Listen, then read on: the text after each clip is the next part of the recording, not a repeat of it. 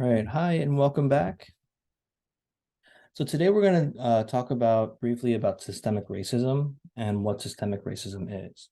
And below is like the longer fleshed out definition that we see from an article written by the National Library of Medicine. But to put it lightly, it is racism that permeates through institutions like law, education, and public policy. And like what we've seen in the 13th Amendment, this is something that we know has existed and permeates throughout these different institutions, kind of based upon this sort of the constitutionality and how it became, almost legalized, written into our Constitution.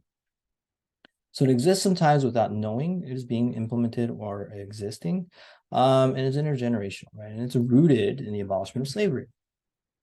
So it still continues on today, and sometimes it's again this covert, right? It's not this overt, but covert sort of notion of racism that we see that's built into, say, the educational system, right? With maybe it's built into how voting is, right?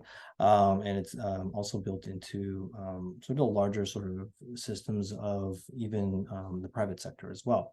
And while it continues to influence and impact the African American Black communities, it's also implemented against many minorities and groups and communities of color too. So it's not just an issue of racism that extends only into the Black community, but other communities as well. And we'll see that happening throughout through maybe immigration policy. It also affects the LGBTQ plus communities as well. So thinking about how systemic racism and just these inequities that happen are, stemming from this sort of from this history, that is kind of rooted in the doctrines of the 13th Amendment. And we kind of see how the US government has really, and the US in general has really been able to get away with some of these issues, right? And so, and they are still sort of built within the foundations of the United States.